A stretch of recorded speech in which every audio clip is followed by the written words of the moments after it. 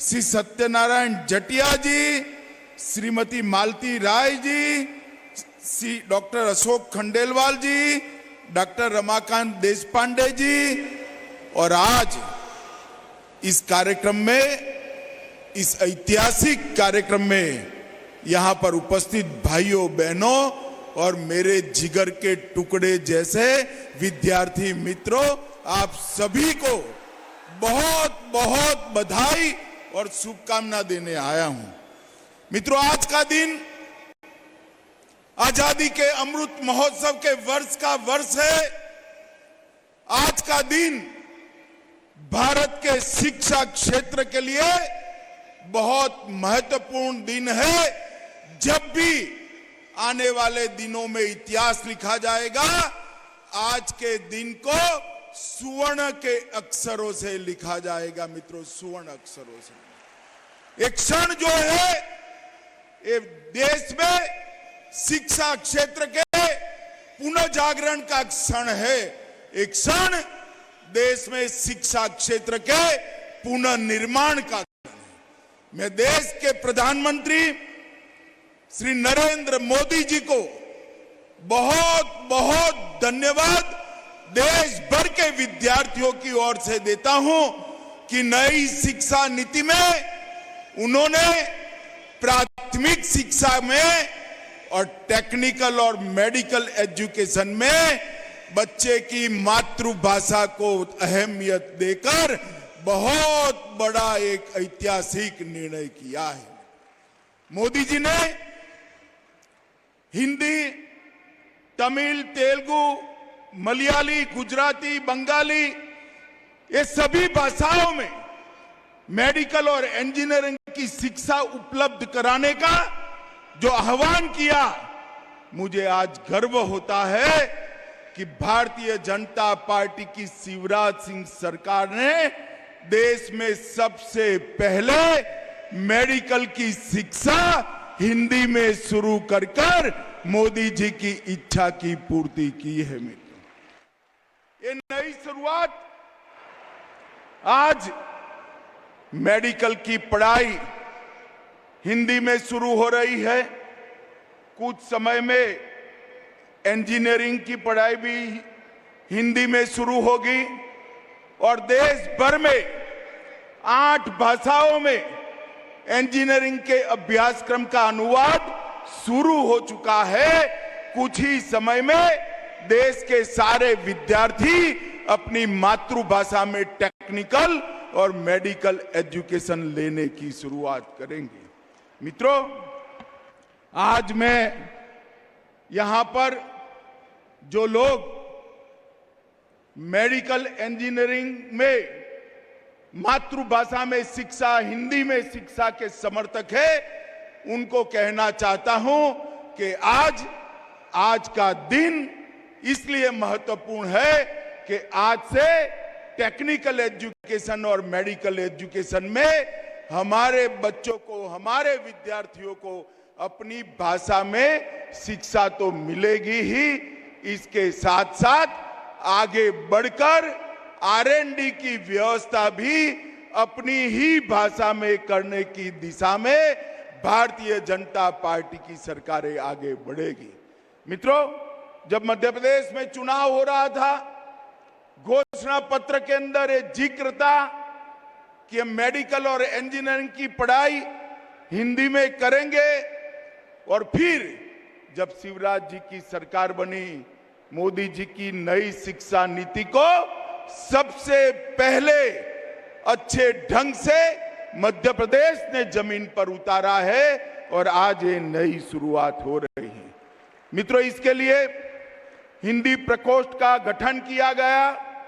MyGov portal पर, social networking site पर एक सर्वे भी किया गया और बहुत मेहनत के साथ आज यहां पर उसका अनुवाद होकर सारे अभ्यासक्रम की पुस्तकों को रिलीज किया गया है। मित्रों, जो विद्यार्थी मेरे सामने हैं, उनको मैं कहना चाहता हूं कि सोचने की प्रक्रिया, किसी भी इंसान की सोचने की प्रक्रिया अपने मां की भाषा में ही होती है, अपनी मातृभाषा में ही होती है। इसलिए अफ्रीका के महान नेता नेल्सन मंडेला ने कहा था, यदि आप किसी व्यक्ति से उस भाषा में बात करते हो जिसको वो समझता है, तो वो उसके दिमाग में जाती है। मतलब अंग्रेजी आती है, कोई हमें अंग्रेजी में बात करेगा तो हमारे दिमाग में जाएगी। अगर आप उसकी भाषा में, मातृभाषा में बात करते हो तो वो बात उसके दिल के अंदर पहुंच जाती है। इसीलिए दुनिया भर ने, शिक्षाविदों ने मातृभाषा में शिक्षा पर बड़ा महत्व दिया था, क्योंकि सोचने की प्रक्रिया, संशोधन की प्रक्रिया, अनुसंधान की प्रक्रिया, तर्क की प्रक्रिया, विश्लेषण की प्रक्रिया और निर्णय पर पहुंचने की प्रक्रिया हमारा मन हमारी मातृभाषा में ही करता है। अगर पढ़ाई लिखाई और अनुसंधान मातृभाषा में हो तो मुझे पूरा भरोसा है भारत के विद्यार्थी विश्व के किसी भी विद्यार्थी से कम नहीं है। समग्र विश्व में वो अनुसंधान के क्षेत्र में भी भारत का डंका बजाकर लाएंगे। मित्रों, दादा भाई नवरोज जी ने 19वीं सदी में ड्रेन ऑफ वेल्थ की थियरी रखी थी। यहां से धन को खींचकर विदेशों में ले जाते थे, और 21वीं सदी में वही ताकतों ने ब्रेन ड्रेन करने की थ्योरी अपनाई। हमारा भारतीय बच्चों को उन्होंने अपनी भाषा में पढ़ाकर ब्रेन ड्रेन थ्योरी को आगे बढ़ा।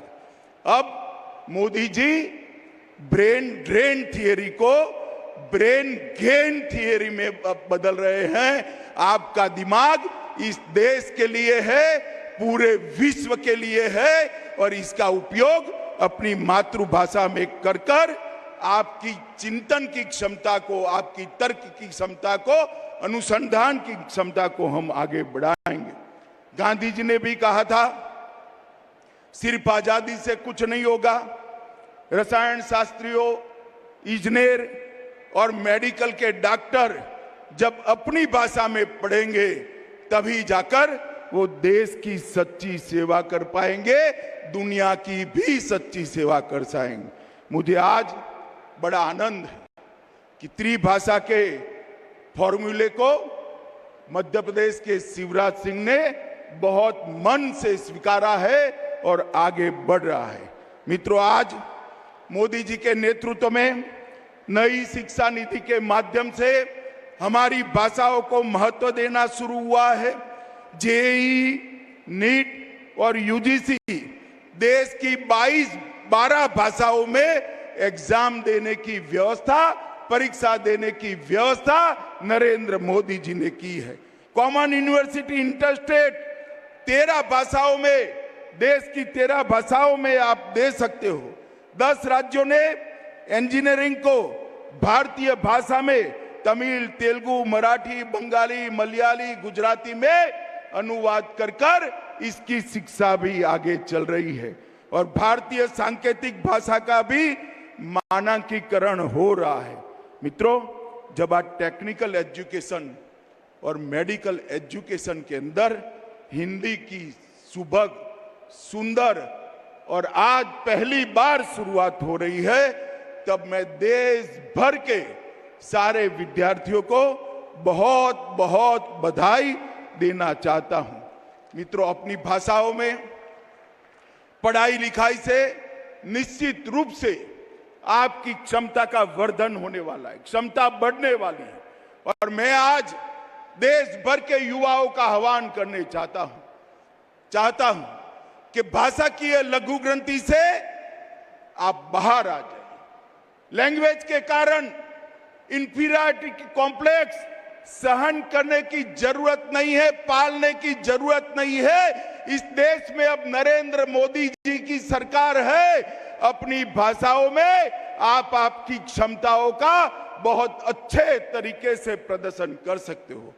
भाइयों और बहनों, आज जब लैंग्वेज की इंफीरियरिटी कॉम्प्लेक्स को दूर करने की बात हो रही है, उस वक्त मोदी जी ने विश्व के मंच पर, मोदी जी विश्व के किसी भी मंच पर गए, उन्होंने अपना भाषण अपनी मातृभाषा, अपनी राजभाषा हिंदी में देकर पूरी दुनिया को एक संदेश दिया है।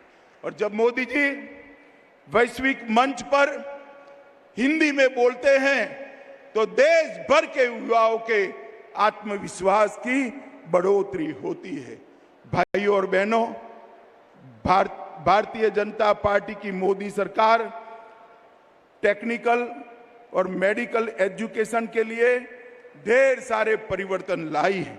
2013-14 में मेडिकल कॉलेजों की संख्या सिर्फ 387 थी और एमबीबीएस की सीटों की संख्या 51,000 थी, और आज 21-22 में 387 से बढ़कर 596 कॉलेज आज देश में उपलब्ध है जहां मेडिकल पढ़ाया जाता है। और इसके साथ सीटों की संख्या भी 89,000 बढ़ाने का काम किया है।